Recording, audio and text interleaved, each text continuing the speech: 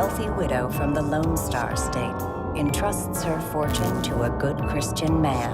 But when wrath and greed come out to play, the results are downright unchristian. And then later, the wandering eye of one spouse leads to a gruesome plot against the other. In a Texas-sized tale of deception and lust, to err is human, but it takes a rare breed of monster to commit deadly sins.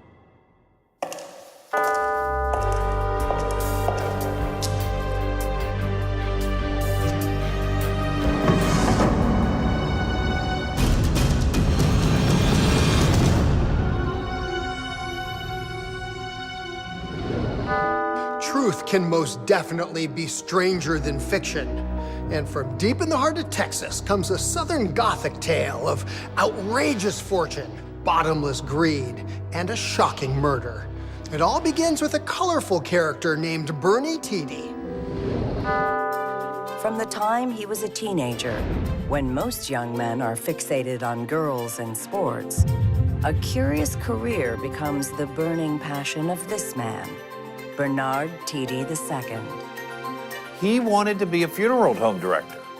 He had a genuine belief that he was put upon this earth to serve people in times of death and to help send those who had died out to the next world with as great a dignity as could be mustered. Having earned his degree in mortuary science, Bernie follows his calling to the small town of Carthage, Texas, where he lands a job at a local funeral home. In no time flat, this soft-spoken, deeply caring man becomes a fixture in the community. Bernie really was, this is no exaggeration, he was the most beloved person in Carthage, Texas. There wasn't anybody there who didn't have wonderful things to say about Bernie, who didn't know Bernie. He was the guy who waved and said hello to everybody, came over and said, "How's your mom doing?" His reputation for kindliness and good deeds garners him praise all over town. He put the lights up in Carthage downtown square on Christmas. He did people's tax returns. He sewed curtains for women who couldn't afford them. He was, as someone said, this benevolent spirit that Carthage had never had. And he clearly fed on that. So he was involved in everything he could get involved in. He wanted people to say, there goes that Bernie, that's the greatest guy in town. I think that mattered to him. Bernie also has a gentle touch with the widows who pass through the funeral home to bury their husbands. Because Carthage is a place with an older population, there were a lot of funerals. And he presided at most of them and was lovely at it. You know, he had a beautiful singing voice, and a lot of the old widows, of which there were more than a few, just thought he was the greatest thing ever, and he clearly fed on that. In March 1990, Bernie arranges the funeral of Roderick Nugent, and true to form, takes a special interest in Rod's grieving widow, Marjorie. And Bernie, partly because it was his job and his personality, but also because I think he sensed some isolation on her part, went out of his way to take care of her. Bernie oversees every detail, picking the coffin and flowers, staying by Mrs. Nugent's side during the interment, even offering up his jacket when she complains of feeling cold.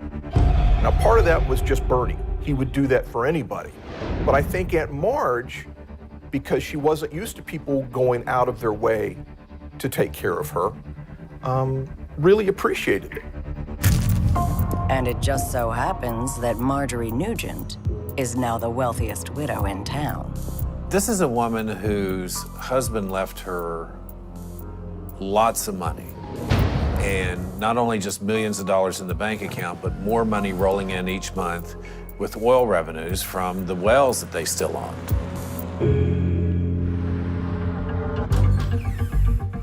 But the widow also has a reputation for being just as wicked as she is wealthy.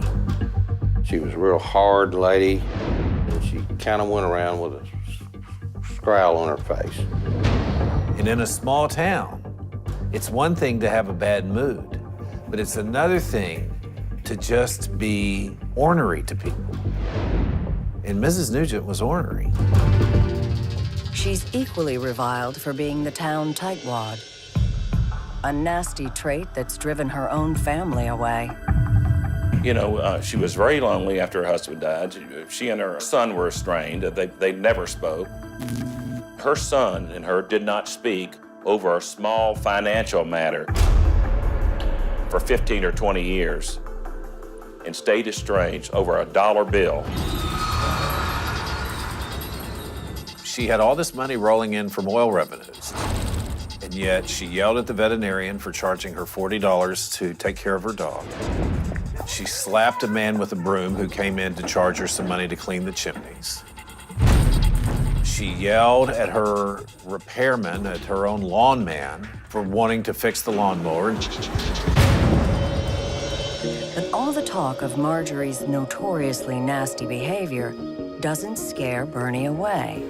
He went out to the house after the funeral to make sure she was doing okay, and he took her gifts and flowers and just looked in on her and was incredibly kind and compassionate, and she responded to that. And so begins a mighty strange relationship. She's a curmudgeonly skinflint who doesn't care what anyone thinks of her. He's a solicitous mortician with a knack for pleasing. They say that opposites attract, but sometimes they explode. And this friendship has trouble written all over it. In the months following Rod's funeral, the two begin spending lots of time together. And given their 40-year age difference, the rumors about this odd couple of Carthage start spreading faster than a Texas wildfire. The gossip just kept building, constantly, until it was at the point that they were these crazed lovers, or Bernie was taking advantage of her in some way. The gossip was just going back and forth. What really gets people talking is Marjorie's newfound generosity. And she suddenly pulls her dead husband's $12,000 Rolex and gives it to Bernie. So it was her way of showing love by giving Bernie a gift of financial value. And these extravagances are just the beginning. Soon, the widow Nugent is taking Bernie all over the world as her personal escort. And the longer it went on, the more exotic the adventures got. The next thing you know, they're cruising down the Rhine. They're going to Bangkok. They're riding camels by the pyramids. They're doing it all first class, staying in very fancy hotels, and Marge is paying for every bit of it. Given his sterling reputation around town, there's little reason to suspect Bernie of being a gold digger.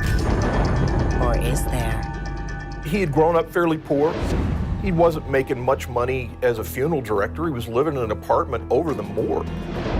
So it must have been, well, am I doing this because I'm trying to be nice to her, or am I doing it because it's great for me? Was he a nice guy, or was that his appearance? And I can't really answer that question. I think Bernie could be a chameleon. For now, the millionairess and the mortician are happy as clams. But the honeymoon can't go on forever. Who knew this unlikely friendship would take such a dark turn?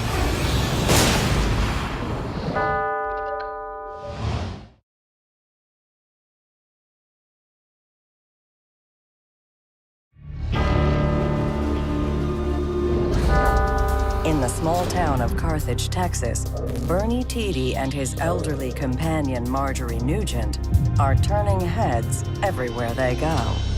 The thing about Marge and Bernie was they were such an unlikely couple, and so it didn't take long for a good chunk of folks in Carthage to assume that this rich old woman and this young funeral director are having an affair.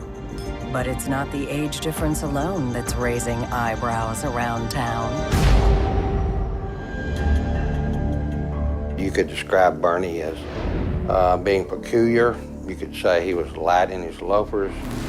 Bernie had a very private homosexual life, but it never came out in the open. No one ever knew about his behavior. He was never in any way public about his gay feelings for another man. Because it's a conservative East Texas small town, he didn't talk about sexual, choices. You don't talk about these things in Carthage. So he was never comfortable really being himself. He always, I think, worried that there was some sort of judgment or worse lurking right around the corner. If Bernie's got male companions on the side, he works hard to keep them a secret, especially from Marjorie. Bernie was a total facade. He was a, closet homosexual, which is fine. I knew it first time I met him, and everybody else did. But I would never bring it up to Marjorie because she would go nuts. By 1991, a year after Rod Nugent's death, Bernie's fawning attention pays off big. Marge became so fond of and so trusting with Bernie. She had a will drawn, making Bernie the sole beneficiary of a bunch of money and property. I think that Bernie became her sole heir not because Aunt Marge was generous, but because she was punishing her son. Writing people out of the will is something that my family does fairly regularly. It's like their go-to move. I think it was about spite more than generosity.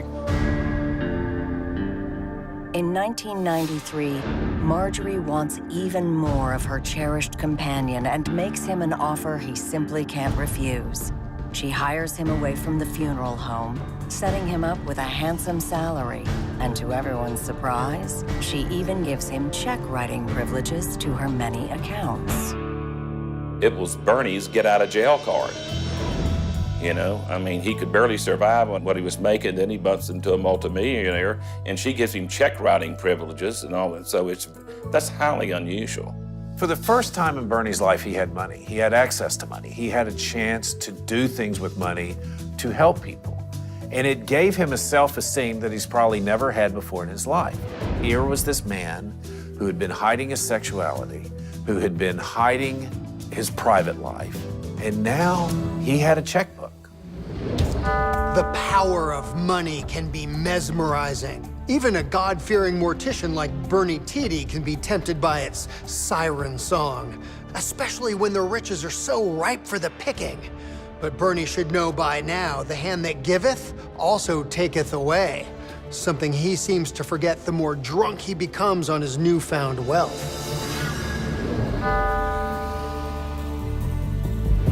Of course, Bernie's not just into Marjorie's money all for himself. He'd rather play Robin Hood. Now that he had access to these millions of dollars, he started buying things for everybody in town. I got in a small town. It doesn't take long for that kind of information to get around. And anybody in town that had just a little larceny in their soul would be on Bernie's porch. Bernie buys cars for at least 10 different people in town, a house for a young couple, and provides scholarships for students at the local college. He even keeps failing businesses afloat by advancing them thousands of dollars. Bernie lacked being generous to people so that he could get credit for being generous. He lacked the attaboy Bernie. Thank you, Bernie. Proud as a peacock, Bernie is a glutton for all the admiration and praise that Marjorie's money is buying him. But what would the town's most notorious cheapskate do if she knew Bernie was spending her fortune to inflate his ego? He told me that she knew that he was spending her money on friends and things around town that she wouldn't have spent them on, and that she didn't mind. I'm not sure that's true. How was he able to do that? Nobody knows. I guess she was just, blind by love. I looked at the list of stuff that he bought, and you'd have to be blind not to see it.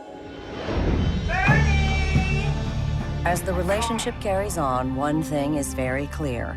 Marjorie expects a lot in return for her handouts. She felt like, I think, that she had bought and paid for Bernie and that he belonged to her and he should be with her 24 hours a day. She would make him pull her chin hairs, clip her toenails, wash her pantyhose, and hang it out on the line. Take her exactly where she wanted to go at exactly what time.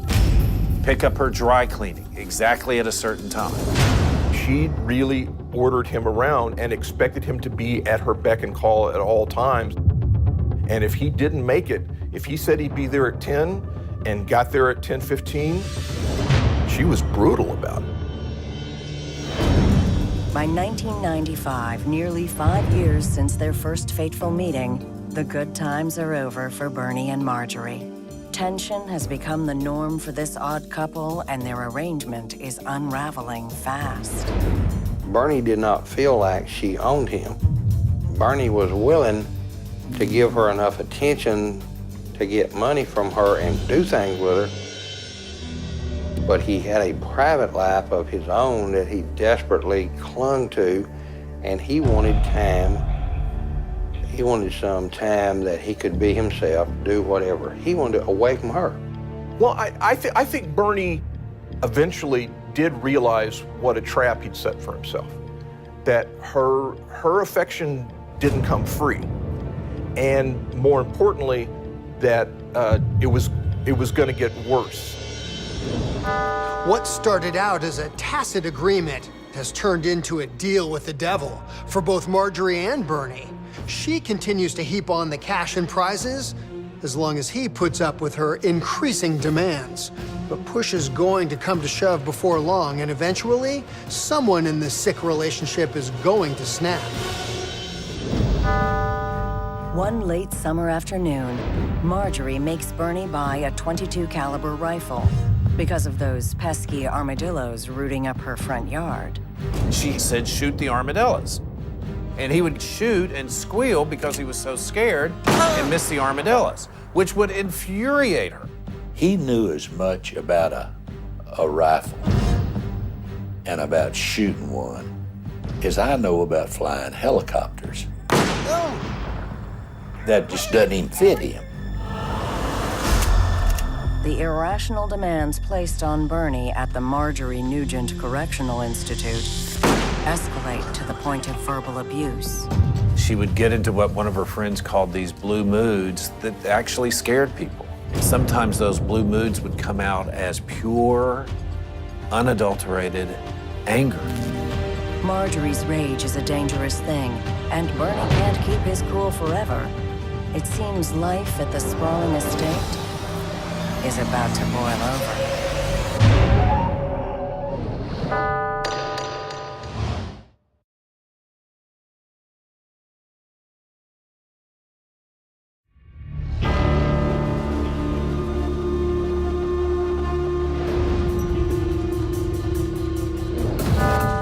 The expiration date is long past due on Marjorie Nugent and Bernie Tiede's relationship, and the mood has quickly soured. Despite his constant doting, her behavior is becoming erratic and cruel. And I think that the longer it went on, the more Bernie realized how stuck he was and that it wasn't going to get better, that her demands would only increase. He's also beside himself with fear that Marjorie will find out he's been playing Robin Hood with her bank account. And he knows that that will come to light, I believe, and he knows he'll wind up in prison for that. So he's caught between a rock and a hard place. And Bernie knows the secrets of his intimate life are also at risk. There are whispers throughout Carthage that he's giving plenty of gifts in exchange for more personal favors. And I would say this, that while Bernie was free with Mrs. Nugent's money in those gifts, he always got something in return. The rumor was that he gave all this money to his male lovers in Carthage, many of whom were traditional married men who Bernie had recruited to have this secret life. No matter how Bernie flashes his cash around town or rationalizes his gift giving, the bottom line is the money's not his to dole out. Stealing is stealing. It's a sin, even if you sugarcoat it. And it won't be long before Bernie gets caught in his own web of deception. On November 19th, 1996, 6 years into their relationship, the strange bond between Bernie Tiede and Marjorie Nugent comes to a sudden and tragic end. And there are two versions of this Texas tale, depending on who's telling it. My 2 cents worth is she finally did get a call from the bank or go into her statements and check them and find $2 or $3 million missing. And when she got mad, she would go nuts. And I think she went nuts on him. And could be she was going to the police station to report him. Bernie's version is that he'd simply had enough of Marjorie Nugent's tyranny.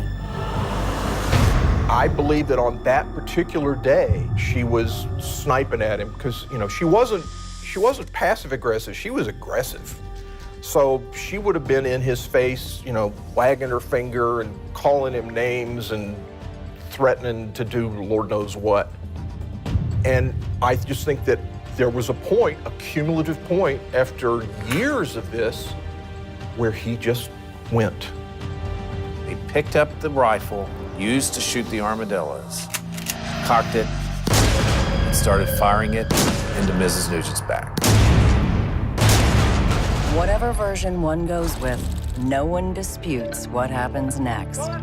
That's when it gets really strange. Remember who Bernie is. He's a mortician. If anybody can get rid of a body, he's the guy.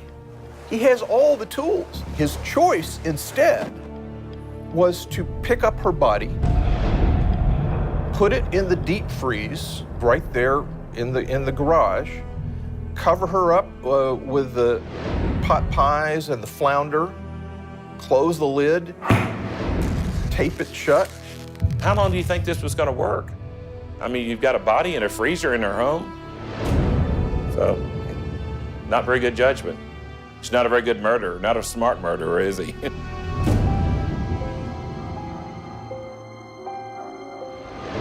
He returns to his life. He tries to make everyone believe Mrs. Nugent's still alive, to the point that when Christmas comes, a month after he shoots her, he puts up a Christmas tree and lights it in the living room right by the window so people will think Mrs. Nugent is celebrating the holidays. But whenever anyone happens to inquire about Mrs. Nugent, Bernie always has a quick answer. He was a great liar. He had me going where she was in Russia. She went to see her sister in Ohio. Finally, I just said, Bernie, I've called 10 times. And he'd have an excuse all the time. Meanwhile, Bernie's shopping sprees continue at a dizzying pace. When Miss Nugent disappeared, the spigot was turned wide open. And whatever she had coming in, he was spending it and giving it away. He gave money to the school. He gave money to the church. He bought students things. He took choirs on trips. But then when the snowball effect took, it went from thousands to 10,000s to hundreds of thousands. He'd got out of control. Bernie's gluttonous giving has reached epic proportions, but he can't shop his way out of a guilty conscience.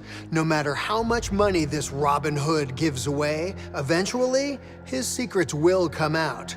And when they do, Carthage is gonna shake like the San Andreas Fault. But the months go by, and oddly, no one seems to notice or care that Marjorie Nugent is out of the picture. Thanksgiving passes, Christmas passes, New Year's Day, Valentine's Day, Mother's Day, and nobody's called the police. The only person that seems genuinely curious is Mrs. Nugent's own stockbroker, who needs Mrs. Nugent on the phone to verify trades so he can get his commission. I left her a bunch of messages on her answering machine, and I've never, ever had her not call me back. So that's when I got real disturbed, and I called Danny Buck Davidson, and then he called Elliot. Sheriff Ellett can't reach Bernie, so he calls Marjorie's estranged son, Rod Jr., to join him for a search of the house.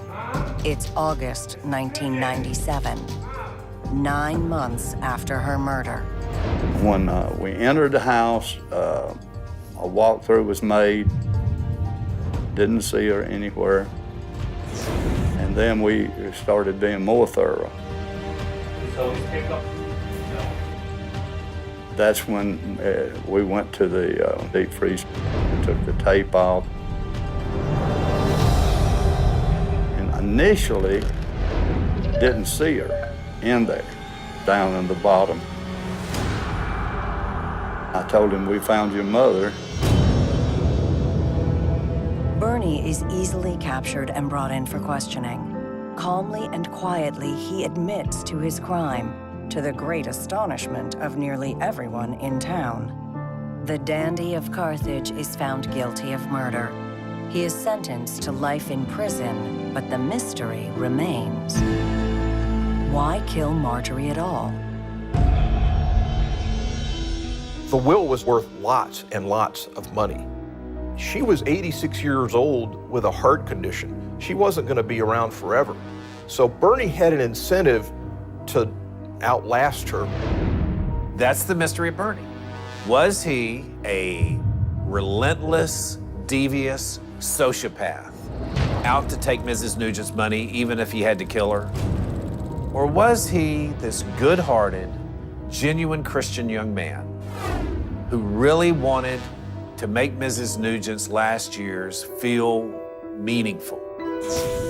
Either way, Mrs. Nugent paid the ultimate price in the end.